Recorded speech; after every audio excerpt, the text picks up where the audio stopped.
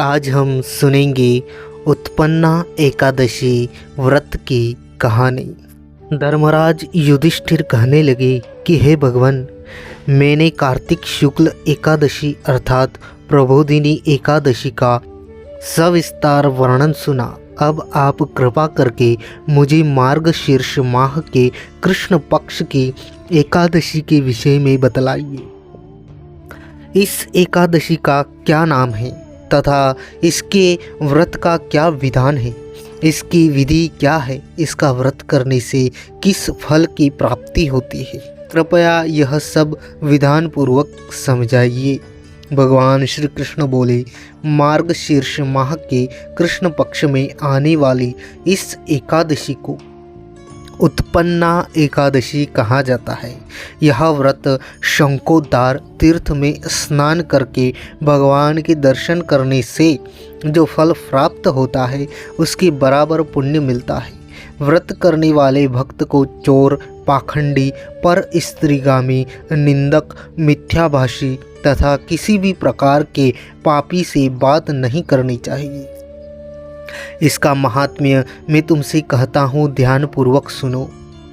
युधिष्ठिर कहने लगे कि हे भगवान, आपने हजारों यज्ञ और लाख गोदान को भी एकादशी व्रत के बराबर नहीं बताया, सो यह तिथि सब तिथियों से उत्तम कैसे हुई, बताइए। भगवान कहने लगे, हे युधिष्ठिर, सतयुग में मूर नाम का दैत्य उत्पन्न हुआ। वह बड़ा बलवान और भयानक था। उस प्रचंड दैत्य ने इंद्र, आदित्य, वसु, वायु, अग्नि आदि सभी देवताओं को पराजित करके भगा दिया तथा तब इंद्र सहित सभी देवताओं ने भयभीत होकर भगवान शिव से सारा वृत्तांत कहा और बोले, कैलाशपति, मूर दैत्य से भयभीत होकर सब देवता मृत्युलोक में फिर रहे हैं। तब भगवान शिव ने कहा, हे देवताओं, तीनों लोकों के स्वामी, भक्तों के दुखों का नाश करने वाले भगवान विष्णु की शरण में जाओ। वे ही तुम्हारे दुखों को दूर कर सकते हैं। शिव जी के ऐसे वचन सुनकर सभी देवता क्षीर सागर में पहुँचे। वहाँ भगवान को शयन करते देख हाथ जोड़कर उनकी स्तुति करने लगे। हे देवताओं द्वारा स्तुति करने योग्य प्रभु, आपको बारंबार नमस्कार है। देवताओं की रक्षा करने वाले मधुसूदन, आपको नमस्कार है। आप हमारी रक्षा करें। दैत्यों से भयभीत होकर हम सब आपकी शरण में आए हैं। आप इस संसार के कर्ता, माता पिता, उत्पत्ति और पालन करता और संहार करने वाले हैं।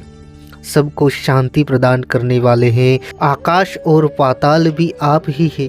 सबके पितामह ब्रह्मा, सूर्य, चंद्र, अग्नि, सामग्री, होम, आहुति, मंत्र, तंत्र, जप, यजमान, यज्ञ, कर्म, कर्ता, भोक्ता भी आप ही हैं। आप सर्वव्यापक हैं। आपके सिवा तीनों लोकों में चर तथा अचर कुछ भी नहीं है। हे भगवान, दैत्यों ने हमको जीत कर स्वर्ग से भ्रष्ट कर दिया है और हम सब देवता इधर उधर भागे भागे फिर रहे हैं। आप उन दैत्यों से हम सब की रक्षा करो। इंद्र आदि देवताओं के ऐसे वचन सुनकर भगवान विष्णु कहने लगे कि हे इंद्र, ऐसा मायावी दैत्य कौन है जिसने सब देवताओं को जीत लिया है? उसका नाम क्या है? उसमें कितना बल है और किसके आश्रय में है तथा उसका स्थान कहाँ है? यह सब मुझसे कहो।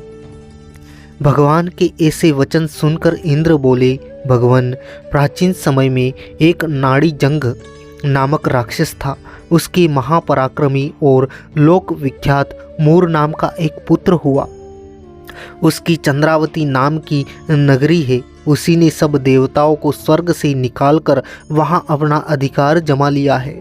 उसने इंद्र, अग्नि, वरुण, यम, वायु, इस चंद्रमा, नेरित आदि सबके स्थान पर अधिकार कर लिया है। सूर्य बनकर स्वयं ही प्रकाश करता है, स्वयं ही मेघ बन बैठा है और सबसे अजय है। हे असुर निकंदन, उस दुष्ट को मारकर देवताओं को अजय बनाइए। यह वचन सुनकर भगवान ने कहा, हे देवताओं, मैं शीघ्र ही उसका संहार करूंगा। तुम चंद्रावती नगरी जाओ। इस प्रकार कहकर भगवान सहित सभी देवताओं ने चंद्रावती नगरी की ओर प्रस्थान किया। उस समय जब दैत्य मोर सेना सहित युद्ध भूमि में गरज रहा था, उसकी भयानक गर्जना सुनकर सभी देवता भय के मारे चारों दिशाओं में भागने लगे। जब स्वयं भगवान रणभूमि में आए तो दैत्य उन पर भी अस्त्र शस्त्र आयुध लेकर दौड़े। भगवान ने उन्हें सर्प के समान अपने बाणों से बींध डाला। बहुत से दैत्य मारे गए, केवल मोर बचा रहा। वह अविचल भाव से भगवान के साथ युद्ध करता रहा। भगवान जो भी तीक्ष्ण बाण चलाते वह उसके लिए पुष्प सिद्ध होता। उसका शरीर छिन्न भिन्न हो गया, किंतु वह लगातार युद्ध करता रहा। दोनों के बीच मल्ल युद्ध भी हुआ। 10,000 वर्ष तक उनका युद्ध चलता रहा, किंतु मोर नहीं मरा। थक कर भगवान बद्रिक का आश्रम चले गए। वहाँ हेमवती नामक सुंदर गुफा थी। उसमें विश्राम करने के लिए भगवान उसके अंदर प्रवेश कर गए। यह गुफा 12 योजन लंबी थी और उसका एक ही द्वार था। विष्णु भगवान वहाँ योग निद्रा की गोद में सो गए। मोर भी पीछे पीछे आ गया और भगवान को सोया देखकर मारने को उद्यत हुआ। तभी भगवान के शरीर से उज्जवल कांतिमय रूप वाली देवी प्रकट हुई। देवी ने राक्षस मोर को ललकारा, युद्ध किया और उसे तत्काल मौत के घाट उतार दिया। श्री हरि जब योग निद्रा की गोद से उठे तो सब बातों को जानकर उस देवी से कहा कि आपका जन्म एकादशी के दिन हुआ है, अतः आप उत्पन्ना एकादशी के नाम से पूजित होगी। आपके भक्त वही होंगे जो मेरे भक्त हैं। जय श्री हरि। तो यह थी दोस्तों उत्पन्ना एकादशी की कहानी।